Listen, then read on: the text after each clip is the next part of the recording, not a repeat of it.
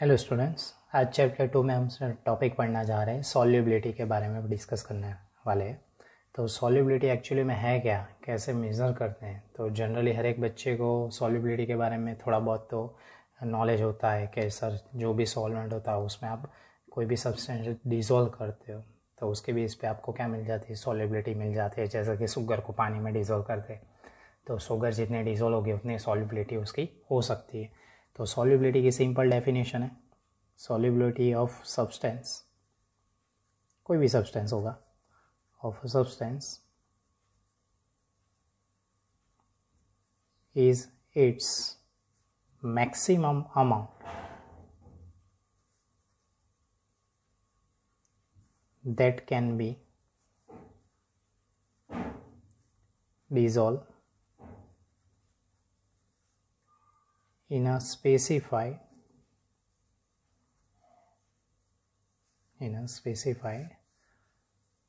amount of solvent। ऐसे आप measure कर सकते हो इजीली। यानी कि मैं ऐसा ही बोल रहा हूँ कि सपोजली अपने एक छोटा सा एग्जांपल लेके भी समझ लेते हैं कैसे डिपेंडेबल होता है। तो जैसे कि हमने एक ग्लास लिया, एक बीकर जैसा कोई वैसल ले लिया हुआ है, उसके अंदर आप क्या करते हो, तो पानी यानी कि आपका H2 होता है वो सॉल्वेंट होगा, उसका एक स्पेसिफाइड अमाउंट ले लिया हुआ है, जैसे कि 100 ml 50 ml आपने ले लिया। अब उसके अंदर आप क्या करते हो, तो कि 1 टेबल स्पून आप अंदर शुगर डिज़ोल्व करते हो, जो कि आपका क्या होगा, सॉल्यूट कहलाया जाएगा। तो अब दोनों की मिक्सचर्स होने की बारी आएगी। अब मिक्सचर्स होने के दौरान आप लोगों ने देखा होगा कई जगह पे, कई बार आपने महसूस किया होगा, 1 टेबल स्पून यानी कि 1 आप चम्मच अंदर शुगर डालोगे तो डिज़ोल्व हो जाती है, दूसरी डालते हो तो भी डिज़ोल्व हो जाती है, पर तीसरी डालते तो वहाँ पे डिज़ोल्व नहीं होती। क्यों ऐसा? तो वहाँ पे आप लोगों को बचपन में भी पढ़ाया गया था, एक सैचुरेटेड सॉल्यूशन है, एक अनसैचुरेटेड सॉल्यूशन। वापस में बोल रहा हूँ, 2 सॉल्यूशन के बारे में पढ़ाया गया था, एक सैचुरेटेड सॉल्यूशन है, अनसैचुरेटेड सॉल्यूशन। तो यहाँ पे भी हमें यही मिथ पता चल रहा है कि उसकी सॉल्युबिलिटी मैक्सिमम लेवल पे है। यानी कि यहाँ पे आपको देखो डेफिनेशन में मैंने वर्ड बताया गया, मैक्सिमम अमाउंट कोई भी सब्सटेंस है उसका डिजोल्व करना है, किसके अंदर, स्पेसिफाइड अमाउंट ऑफ सॉल्वेंट के अंदर आपको डिजोल्व करना है। तो उस चीज़ को आप क्या बोलोगे, सॉल्युबिलिटी बोलोगे। अब सॉल्युबिलिटी आप कैसे मेजर करते हो, तो जनरली 2 फैक्टर्स उसके लिए अवेलेबल है, ऐसा ही मैं बोल सकता हूँ। तो generally depends on the nature of solid and second one है सॉल्वेंट का नेचर। और जनरली उसके साथ साथ में भी आप ऐसा ही सोच सकते हो कि तीसरे सब्सटेंस कौन कौन से हो सकते हैं, तीसरे पॉइंट भी कौन कौन से हो सकते हैं। तो टेम्परेचर एंड प्रेशर, ये 2 ऐसे फैक्टर्स है जो बहुत ही इंपॉर्टेंट रोल अदा कर रहे होते हैं, ऐसा मैं बोल सकता हूँ। नेचर से भी एक ज़्यादा स्टेप, जिसकी वजह से सॉल्युबिलिटी में इंक्रीज या डिक्रीज देखने को मिलता है। तो ये सारे के सारे फैक्टर्स आप पढ़ सकते हो या देखने हैं हमें इस लेक्चर में। तो सबसे पहले नेचर की बात कर ली, जो भी सॉलिड या जो भी आपने सॉल्यूट लिया है, मैं यहाँ पे सॉलिड की जगह पे सॉल्यूट की मैं बात कर रहा हूँ जनरली, और सॉल्वेंट के नेचर के अंदर, टेम्परेचर एंड प्रेशर के अंदर। तो इसके बेस पे आप लोगों को हर एक को याद रखना है। तो सबसे पहले आप लोगों को माइंड में तो सॉल्युबिलिटी क्या है कोई पूछे तो आपको ये डेफिनेशन याद कर लेनी है। तो स्टूडेंट्स अब हमें उसमें ही पढ़ना है क्या है, तो solubility of a solid in a liquid, हमें ये टॉपिक के अंदर पढ़ना है। तो जनरली कोई भी सॉलिड को आप लिक्विड के अंदर डिसॉल्व करते हो तो सबसे पहले क्या चाहिए होता है, तो एक बात आप लोगों को माइंड में याद रखनी, कोई भी सॉलिड होगा, एवरी सॉलिड, ऐसा ही मैं बोलता हूँ, कोई भी सॉलिड होगा वो जनरली लिक्विड के अंदर डिसॉल्व नहीं होता है। ऐसा ही मान लोगे, चलो मैंने शुगर पेट्रोल के अंदर डिसॉल्व करना स्टार्ट किया, तो नहीं होगा।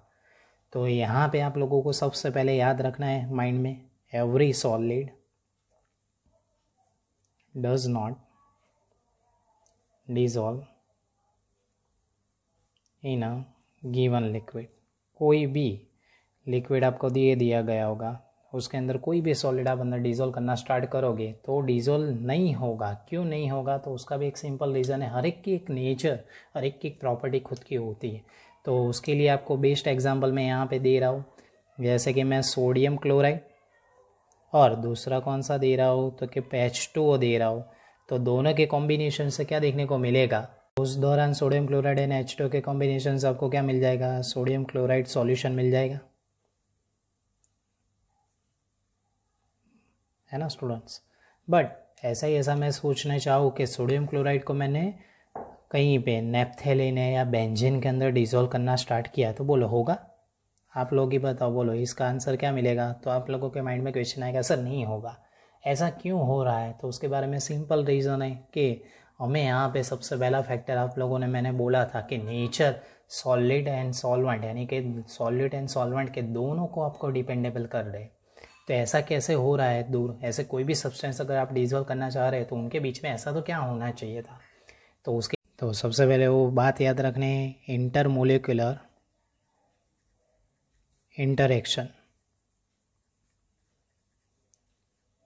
कोई भी ऐसे दो सब्सटेंस हो गए जिनके बीच में इंटरमोलिकुलर इंटरेक्शन या एट्रैक्टिव रिएक्शन होती होगी, जिसकी वजह से वो सारे के सारे सब्सटेंस क्या हो गए, एक दूसरे के साथ जुड़ जाते। तो वहाँ पे आप लोगों को याद रखना है, कैसी बात याद रखनी है कि पोलर सॉल्यूट जो भी सब्सटेंस होगा वो पोलर सॉल्यूट को किस में डिज़ोल्व कर सकते हो, तो कि पोलर सॉल्वेंट में आप डिज़ोल्व कर सकते हो। सब बच्चों को ये बात खास करके याद रखनी है कि पोलर सॉल्यूट को आप किस में डिज़ोल्व कर सकते हो, पोलर सॉल्वेंट के अंदर डिज़ोल्व कर सकते हो। इसके भी बहुत सारे अपने आप लोगों ने एग्जाम्पल लिए होंगे। वैसे ही वैसे दूसरे कौन से आते हैं, नॉन पोलर सॉल्यूट को आप किस में डिज़ोल्व कर सकते हो, तो नॉन पोलर सॉल्वेंट के अंदर आप डिज़ोल्व कर सकते हो। तो ये बात भी हम लोगों को याद रखनी है। क्यों याद रखनी है, तो सिंपल मैं बात कर रहा हूँ, नॉन पोलर जो भी सॉलिड होगा उसका नेचर नॉन पोलर सॉल्वेंट के साथ मैच कर रहा होगा या इंटरमोलिकुलर इंटरेक्शन करता होगा।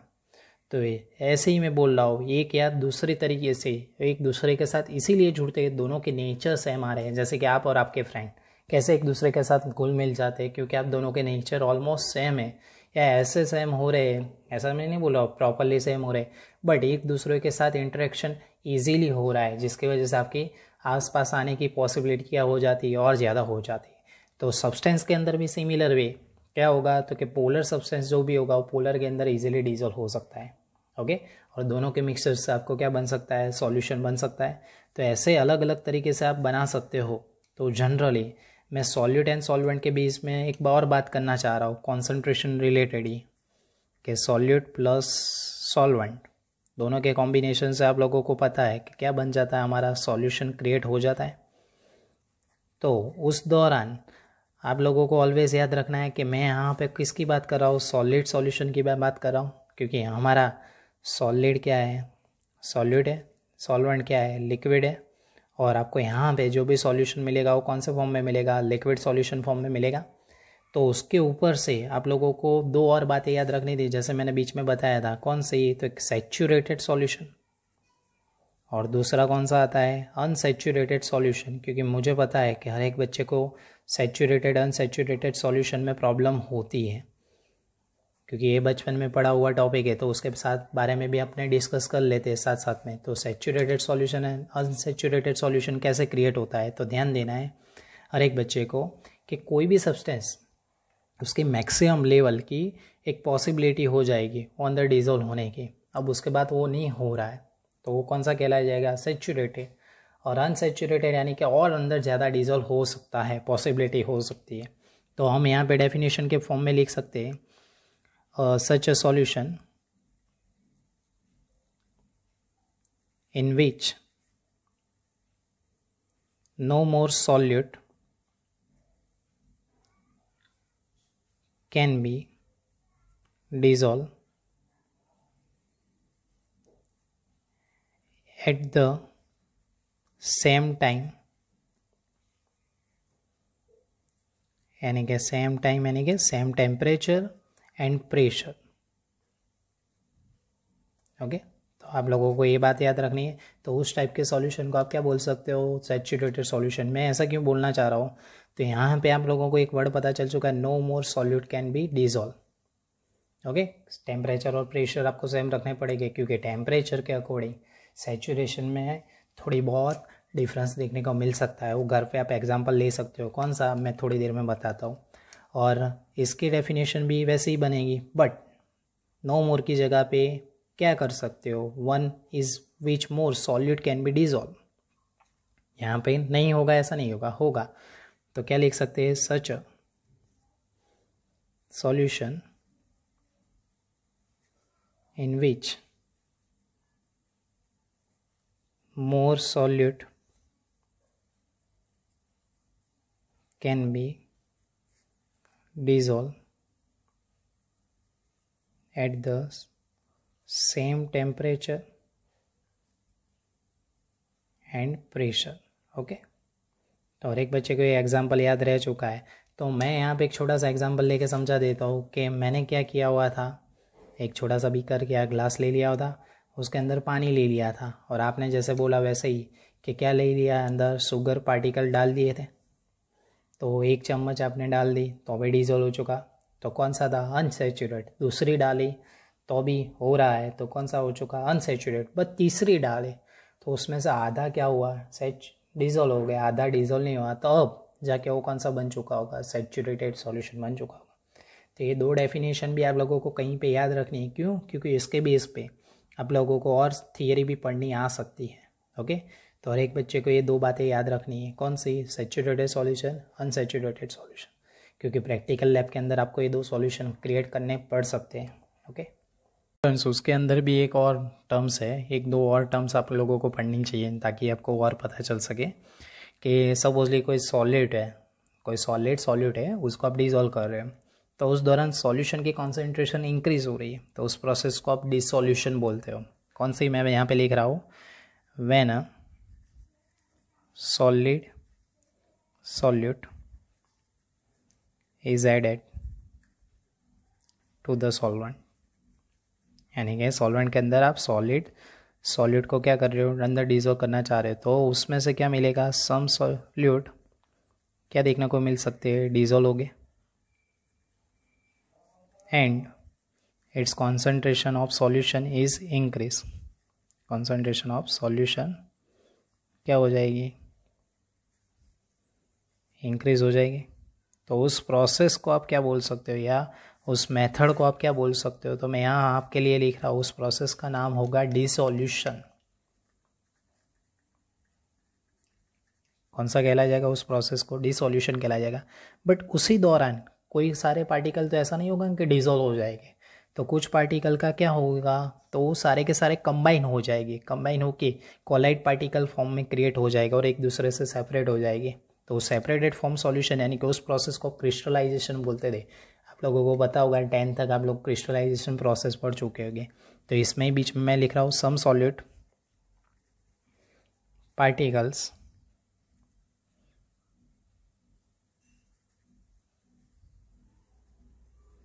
in a solution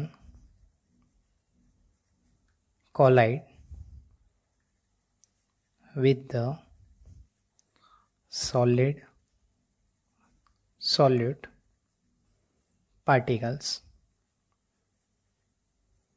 and get separated out of solution। Okay, तो हमें उस प्रोसेस को क्या बोलना है, तो याद रखना है हर एक स्टूडेंट्स को, इस प्रोसेस का नाम क्या देना है, क्रिस्टलाइजेशन प्रोसेस बोल सकते हैं। ये सारी प्रोसेस के बारे में इसीलिए हमें पढ़ना है ताकि आप लोगों को एक बार और याद रह सके। कई जगह पे नीट या गुजकेट रिलेटेड एमसीक्यू आ सकते हैं, तो कौन सी प्रोसेस में क्या होता है, ऐसे रीजन टाइप क्वेश्चन पूछते हैं, तो वहाँ पे आपको हेल्पफुल हो सके। ओके, तो सर एक बच्चे को ये वाली डेफिनेशन कहीं पर टिक कर लेनी है या लिख लेनी है ताकि लोचा ना हो। स्टूडेंट्स, फैक्टर्स 2 है जो सॉलिड एंड लिक्विड के बारे में आपको 2 बातें याद रखनी है। फर्स्ट वन है आपका टेम्परेचर, उसके बारे में भी आप लोगों को डिस्कस करना खास ज़रूरी है। क्यों, क्योंकि हम जहाँ पे बात करना चाह रहे हैं उसके लिए मैं बोल देता हूँ। आपके पास क्या देखने को मिल रहा है, सॉलिड देखने को मिल रहा है, और साथ में लिक्विड सॉल्वेंट, और दोनों के कॉम्बिनेशन से आप लोगों को क्या देखने को मिलेगा, लिक्विड सॉल्यूशन देखने को मिल सकता है। अब उस दौरान आप लोगों को एक बात ऑलवेज याद रखनी है, टेम्परेचर बहुत इफ़ेक्ट कर रहा होता है। टेम्परेचर क्यों इफ़ेक्ट कर रहा होता है, तो उसका भी एक सिंपल रीज़न है कि अगर आप टेम्परेचर को इंक्रीज कराओगे तो सॉलिड की, यानी कि सॉलिड इन लिक्विड कि जो भी सॉल्युबिलिटी है वो सॉल्युबिलिटी इंक्रीज़ हो जाएगी। वापस मैं बोल देता हूँ, उसकी सॉल्युबिलिटी क्या हो जाएगी, इंक्रीज़ हो जाएगी। ओके, ये बात भी आप लोगों को खास करके याद रखनी है। क्यों ऐसा हो रहा है तो उसका भी एक लाइव एग्जांपल अपने ले लेते हैं, समझ लेते हैं कि जैसे कि मैंने यहाँ पे क्या लिया हुआ है, तो कि 2 बीकर ले लिए हुए, एक के अंदर मैंने क्या किया हुआ है, तो कोल्ड वाटर, ओके, और दूसरे के अंदर हमने क्या ले लिया है, हॉट वाटर ले लिया हुआ है। अब दोनों के साथ की मैं बात करने जाऊँ तो दोनों के अंदर आप लोगों को देखना है कि कोल्ड वाटर के अंदर आपने अगर शुगर डिज़ोल्व किया होगा या नमक की बारे में मैं बात कर सकते हैं, और इसके अंदर भी आपने क्या किया होगा, शुगर डिज़ोल्व किया होगा, तो आप लोगों को एक बात ऑलवेज पता चल जाएगी इजीली वे में कि यहाँ पे कोल्ड वाटर के अंदर जो शुगर डिज़ोल्व होने का टाइम है और यहाँ पे हॉट वाटर के अंदर शुगर डिज़ोल्व होने का टाइम है, तो दोनों में से हॉट वाटर में इजीली काउंट हो जाएगा। क्यों ऐसा होगा, उसके अंदर फास्टर रिएक्शन हो जाएगी, इसके अंदर स्लो रिएक्शन हो जाएगी। उसका भी एक रीज़न है, क्योंकि हॉट वाटर होगा यानी कि सॉल्वेंट आपका हॉट होगा, तो वहाँ पे पार्टिकल्स जो भी होंगे उस पार्टिकल्स के बीच में क्या हो जाएगी, कॉलिजन हो जाएगी। आप लोगों को पता है कॉलिजन यानी कि उनके पार्टिकल्स के बीच में वेरियस टाइप की काइनेटिक्स एनर्जी रिलीज़ हो रही है। अब काइनेटिक्स एनर्जी के बीच के बात करने जाए तो वहाँ पे रैंडमनेस क्या हो जाएगी, ज़्यादा हो जाएगी, और जिसकी वजह से आप लोगों को क्या देखने को मिलेगा, तो टेम्परेचर अगर आप इंक्रीज़ करवाते हो तो सॉल्युबिलिटी भी आपकी इंक्रीज़ हो रहा है, यानी कि यहाँ पे मैं बोल सकता हूँ डेल्टा एस ग्रेटर देन 0 हो सकता है। ओके, और दूसरी और भी बात हो सकती है इस रिएक्शन की अपने जनरली बात करने जाए तो मोस्ट फेवरेट एक वर्ड आ रहा है, एंडोथर्मिक रिएक्शन। एंडोथर्मिक रिएक्शन आप लोगों को पता होगा, एंडोथर्मिक यानी कि हीट को और ज़्यादा वो क्या करेगा, गेन करेगा, और ज़्यादा गेन करेगा, और ज़्यादा रिसीव करेगा। जितनी ज़्यादा वो रिसीव करेगा उतनी रिएक्शन फास्ट हो सकती है। आपको ये डेमो घर पे भी आप कर सकते हो। एक नॉर्मल ग्लास में पानी लेना है और उसमें शुगर डिज़ोल्व करना है, ट्राई करना है, और घर पे एक हॉट वाटर का ग्लास लेना है, उसके अंदर आपको क्या करना है, पानी उसके अंदर शुगर डिज़ोल्व करनी है, तो दोनों में आपको देखने को मिलेगा, क्या देखने को मिलेगा, तो हॉट वाटर के अंदर शुगर इजीली डिज़ोल्व हो रही है, और जिसको आप चाशनी बोलते हो, बराबर है। तो वापस मैं बोल देता हूँ टेम्परेचर इंक्रीज, तो सॉल्युबिलिटी सॉलिड की लिक्विड में के अंदर क्या होगी, ज़्यादा से ज़्यादा हो जाएगी। उसके बारे में एक और बात पता चल रही है। अब रिएक्शन तो हर एक ऐसी नहीं होगी कि कोई एंडोथर्मिक टाइप रिएक्शन होगी, कोई एक्सोथर्मिक टाइप रिएक्शन होगी। तो जनरली आपके लिए मैं यहाँ पे लिख रहा हूँ एंडोथर्मिक रिएक्शन अगर जब जब आपकी हो रही है तो उस दौरान डेल्टा एच आपका क्या मिल जाएगा, ग्रेटर देन 0, यानी कि यहाँ पे अपने तो सॉल्यूशन की वाली रिएक्शन लिख रहे हैं, यानी कि डेल्टा सॉल्यूशन एच, यानी कि डेल्टा हाइड्रेशन वाली रिएक्शन भी बोल सकते हो। तो डेल्टा एच यहाँ पे आपको क्या देखने को मिलेगा, पॉजिटिव, क्योंकि यहाँ पे आप लोगों को याद रखनी है हीट को ये लोग क्या करेंगे, रिसीव करेंगे, है ना, हीट को क्या करेंगे, रिसीव करेंगे। तो उस दौरान जब जब एंडोथर्मिक रिएक्शन हो रही हो, वापस मैं बोल देता हूँ, एंडोथर्मिक रिएक्शन हो रही हो उस दौरान आपको टेम्परेचर को इंक्रीज़ करना है, टेम्परेचर को क्या करना है, इंक्रीज़ करना है। अकॉर्डिंग टू 11th आप लोगों को ले सटेरल रूल पढ़ चुके होंगे, बराबर है।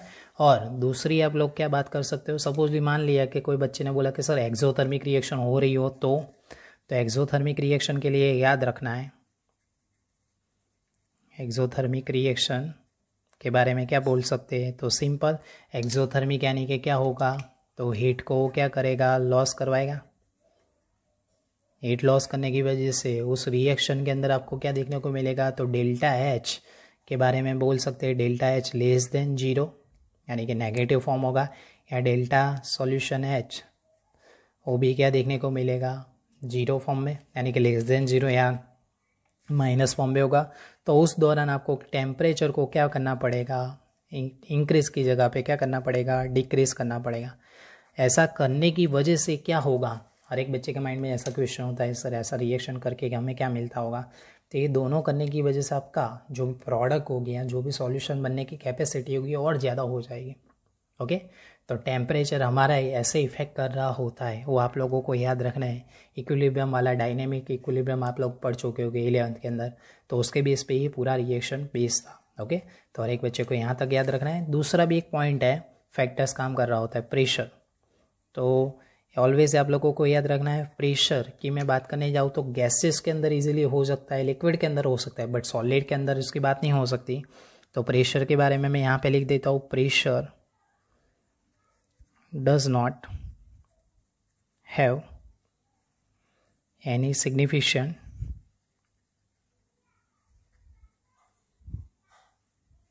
Effect on solubility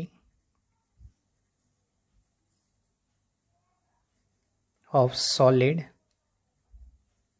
in liquid।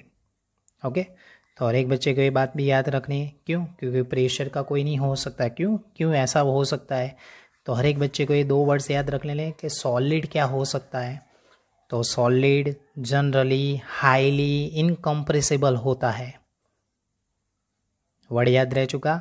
आप कोई भी सॉलिड को कंप्रेसिबल नहीं कर सकते हो पानी के अंदर, ऐसा सोच रहा हो, बराबर है। और दूसरी, इसी की वजह से प्रेशर जनरली हमारा अनचेंज फॉर्म होता है। अनचेंज यानी कि अनइफेक्टेड फॉर्म होगा। ये फैक्टर का कोई सॉलिड इन लिक्विड के अंदर कोई इफेक्ट करता नहीं है। बट जनरली हम नेक्स्ट लेवल में पढ़ने वाले हैं तो प्रेशर का बहुत ही इंपॉर्टेंट रोल होगा हेनरीज लॉ में, राउल्ट्स लॉ में। तो उसके लिए आपको आगे भी देखना है और इधर तक पक्का कर लेना है। ये पूरा 1 पेज या 1.5 पेज तक का पूरा टॉपिक था, तो ये शांति से देखना है। कई जगह पे कुछ के रिलेटेड MCQ अंदर से भी पूछते हैं, तो आप लोगों को खास टिक करना है।